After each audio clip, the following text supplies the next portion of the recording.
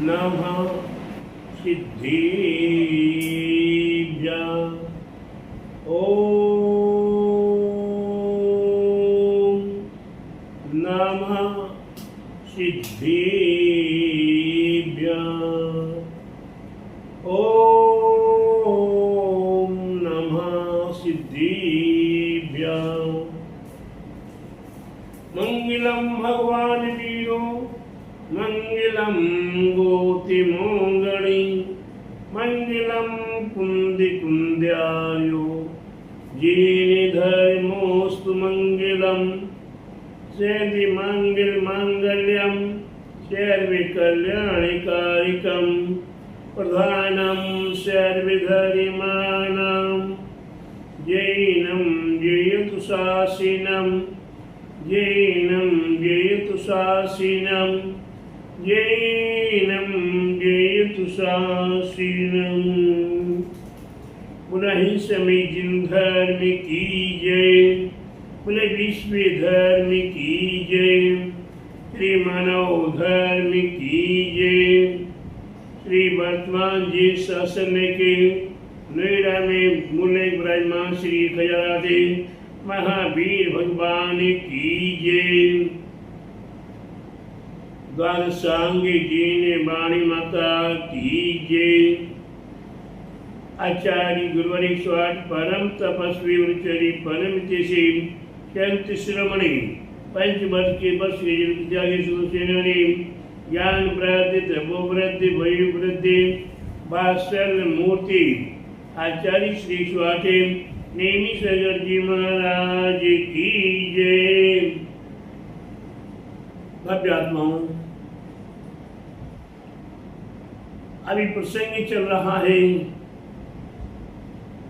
आत्मा की शुद्धि कैसे हो, आत्मा परमात्मा कैसे बने। तो परमात्मा बनने के लिए इस आत्मा को बहिरंग शुद्धि पर ध्यान देना होगा। इस मानव पर्याय को प्राप्त करने के बाद हमें इसी मानव से निर्वाण की प्राप्ति हो सकती है। लेकिन जब तक ये मानव अपने बाह्य शुद्धियों को नहीं स्वीकार करेगा, बाह्य शुद्धियां कौन कौन सी हैं? द्रव्य शुद्धि, शेष शुद्धि, काल शुद्धि, भाव शुद्धि, मन शुद्धि, वचन शुद्धि और काया शुद्धि, आसन शुद्धि और विनय शुद्धि। ये 9 प्रकार की शुद्धियां हैं। इन 9 प्रकार की शुद्धियों में प्रसंग चल रहा है द्रव्य शुद्धि, शेष शुद्धि। अब इसके प्रांत तीसरी शुद्धि कौन सी आती है? वो है काल शुद्धि। इस काल में,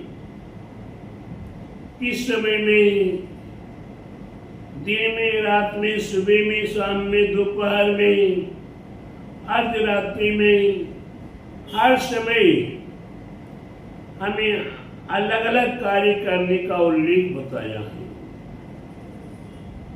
दिन का कार्य रात को करे और रात का कार्य दिन को करे तो ये मानव के मानवता नहीं रही।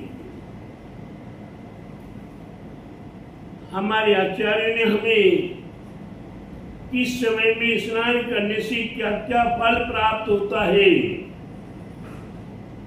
किस समय में स्नान करने से क्या क्या फल प्राप्त होता है, उसका भी उल्लेख किया है। ब्रह्म मुहूर्त में प्रातः काल स्नान करने से आत्म ब्रह्म की प्राप्ति हुआ करती है। आत्म ब्रह्म मुहूर्त निकलने के बाद उसके उपरांत स्नान करने से लक्ष्मी की प्राप्ति हुआ करती है। फिर इसकी प्राप्ति कीर्तिमान प्रतिष्ठा की प्राप्ति हुआ करती है। और सूर्य उदय हो जाने के बाद स्नान करने से या सूर्य 8 बजे, 9 बजे, 10 बजे, 11 बजे, 12 बजे तक पहुंच गया, हम उसके बाद भी यदि स्नान नहीं कर रहे हैं तो हमारा दुर्गति के अलावा दूसरी गति नहीं। इसलिए प्रत्येक भव्य आत्माओं को काल का ध्यान रखना पड़ेगा। बरसात के ऋतु में, गर्मी की ऋतु में, गर्मी की ऋतु में कौन कौन सी फसल लगाई जाती है? दिवाली से पहले आपको धान की फसल लगानी होती है और दिवाली के बाद फसल गेहूं की लगानी होती है। बरसात प्रारंभ होने के उपरांत मक्के आदि की फसल लगाई जाती है। इस सभी फसलों में अपने अपने समय पर लगाने से, अपने अपने काल में लगाने से फल मिलेगा। बीच समय में हम लगाते हैं तो उसमें फल भी प्राप्त नहीं होता, मिट भी जाए तो रस प्राप्त नहीं होता। इसलिए प्रत्येक भव्य आत्माओं को काल का ध्यान रखना है। किस काल में हमें क्या करना चाहिए। प्रत्येक काल में उठकर हमें जिनेन्द्र भगवान का स्मरण करना चाहिए। जिनेन्द्र भगवान का स्मरण करते हुए हमें जिनेन्द्र भगवान के जिनालय में जाना चाहिए। जिनेन्द्र भगवान के जिनालय में पहुंचकर जिनेन्द्र भगवान का दर्शन, भक्ति, पूजा करना चाहिए। आप कहेंगे हम तो कभी भी चले जाएंगे, कभी भी कर लेंगे। ये धर्म हमें कभी भी करने के लिए मना नहीं, लेकिन जिस समय में ये दर्शन, पूजा, भक्ति का महात्म है उसमें ही वह फल देगा। हमारे आचार्य ने हम भव्यात्माओं को संबोधन करते हुए कहा काल का प्रभाव, चतुर्थी काल और पंचम काल। चतुर्थी काल और पंचम काल। पंचम काल का जन्मा हुआ व्यक्ति और चतुर्थ काल के जन्मे हुए व्यक्ति दोनों ही एक साथ में हिल मिल कर रह रहे हैं, एक ही परिवार में रह रहे हैं। किसी का जन्म चतुर्थ काल समाप्त होने से पहले ही जन्म हो गया और उसी परिवार में किसी का जन्म पंचम काल प्रारंभ होने के साथ साथ हुआ। इन दोनों में कितना बड़ा अंतर है। चतुर्थी काल का जन्मा हुआ व्यक्ति वैश्व नारायण का अधिकारी है। चतुर्थी काल का जन्मा हुआ व्यक्ति तब त्याग साधना करेगा, वे मोक्ष जानने का भी अधिकारी है।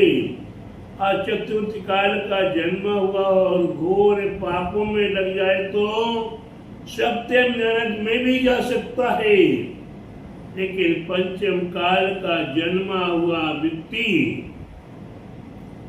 पंचम काल का जन्मा हुआ व्यक्ति न मोक्ष जा सकता है और न ही सप्तम नरक जा सकता है। ये काल का प्रभाव। ठीक उसी प्रकार से प्रत्येक भव्य आत्माओं को हमेशा ध्यान रखना है हमें किस काल में, किस समय में जाप करना है, किस काल समय में हमें पाठ करना है, किस काल समय में हमें पूजा करनी है, हमें किस काल में आहार आदि देना है। आहार देने की विधि सूर्य उदय की 2.25 घंटे के बाद हुआ करती है। आप चाहें तो नहीं महाराज जी आप तो सुबह 7 बजे ले लो, फ्री हो जाएंगे। हमें तो ऑफिस जाना पड़ता है, हम नहीं आपके सम्मिलित हो पाएंगे। इसलिए महाराज जी आप तो हमसे आहार कितने बजे ले लो? 7 बजे। तो अगर मुनिराज आहार लेते 7 बजे तो काल दोष लगता है, और 2:15 सूर्य उदय के 2:15 घंटे बाद आहार लेंगे तो काल दोष नहीं होगा। उसी प्रकार से काल दोष में पदार्थों में, वस्तुओं में जीव जंतुओं की भी उत्पत्ति गड़बड़ी हुआ करती है। सूर्य उदय होते होते आपके लिए मच्छर आदि दिखाई नहीं देते। क्या सूर्य उदय हुआ, मच्छर नहीं है क्या? मच्छर थे और मच्छर है भी, लेकिन सूर्य के प्रताप से, सूर्य के प्रकाश से वो यहाँ वहाँ जहाँ कहीं चिपक गए, रुक गए, छिप गए। वही ना हमें काट रहे हैं ना हमें दिखाई दे रहे। ठीक उसी प्रकार से, ठीक उसी प्रकार से एक ही प्रसंगिनी संध्या वेला देख लो। संध्या वेला होते ही कितने जीव जंतु, कितने मच्छर आदि, कीड़े मकोड़े, पतंगे आदि सहाय होना शुरू हो जाते हैं। गर्मी के मौसम में पतंगा आदि नहीं मिलते, और सर्दी की या बरसात के समय में नाना प्रकार के पतंगे, नाना प्रकार के मच्छर आदि दिखाई देने लगते हैं। दिन के खाने का लिए भोजन कभी मना नहीं किया। रात्रि का बना हुआ भोजन, रात्रि का बना हुआ भोजन और रात्रि में भोजन दोनों ही निषेध है, मना है। रात्रि में जब भोजन बनता है उस भोजन में असंख्यात मासूम जीवों का घात हो जाता है और भोजन में मिल जाया करते हैं। आप विचार कीजिए, आप कहेंगे महाराज कैसे मिल जाते हैं? तो आपने कढ़ाई चढ़ाई, कढ़ाई के नीचे भट्टी जला दी, भट्टी जलाए, तेल गर्म हो रहा है, पानी गर्म हो रहा है, उसके भाप आगे निकलने लगी, गरम गरम लो निकलने लगी। अब उस गरम गरम लो के अंतर्गत या भाप के अंतर्गत कोई भी छोटे मोटे मक्खी मच्छर आदि, पतंगा आदि वहां से आना जाना करते तो तरक्से में झुलस जाते और आपकी कढ़ाई में सुहा, और वह भी आपके पकोड़े नमकीन के साथ भुंज के बराबर हो गए। तो आपको जीव हिंसा का भी दोष और जीव भक्षण का भी दोष है। इसलिए रात्रि का बना हुआ भोजन भी निषेध है, और रात्रि में भोजन कर रहे हो तो भोजन खोल के रखेंगे। उस भोजन में कोई भी जीव, मासूम जीव आकर टकराएगा ही तो उसी में चिपक के रह जाएगा। दाल सब्जी आदि में आपके बढ़िया बढ़िया पराठे, बढ़िया बढ़िया गरम गरम पराठे, गरम गरम रोटी, यहाँ वहाँ से टकरा के कोई भी जीव कीड़ा मकोड़ा आया, क्या होगा? उसी में चिपक के बराबर हो जाएगा। और आप आंख बंद करके जल्दी जल्दी जल्दी जल्दी, क्यों? रात हो रही है, सोना है। ये हमारे आपके लिए विचार करना है काल का। ये काल कितना खतरनाक है। ये काल विभाजन कर रहा है, सुबह का, दोपहर का, शाम का, दिन रात का भेद कर रहा है। साथ में सर्दी गर्मी बरसात का भेद कर रहा है। फिर इसके प्रांत और भी अनेकों कार से, भिन्न भिन्न कार से हमारे आचार्य ने हम भव्य आत्माओं को बताने का प्रयास किया है। अगर हम भव्य आत्माओं ने काल पर ध्यान दे दिया तो शायद हमारी बहुत क्रियाएं हमारी बहुत क्रियाएं सहज रूप से पाप क्रियाएं रुक जाएंगी और हम पाप से बच जाएंगे। क्रियाएं तो करनी है, घर गृहस्थी में रहे तो, घर गृहस्थी में रह रहे तो क्रियाएं तो करनी ही पड़ेंगी, लेकिन बिगड़ विचारे जो करे, बिगड़ विचारे जो करे से पीछे पछताए।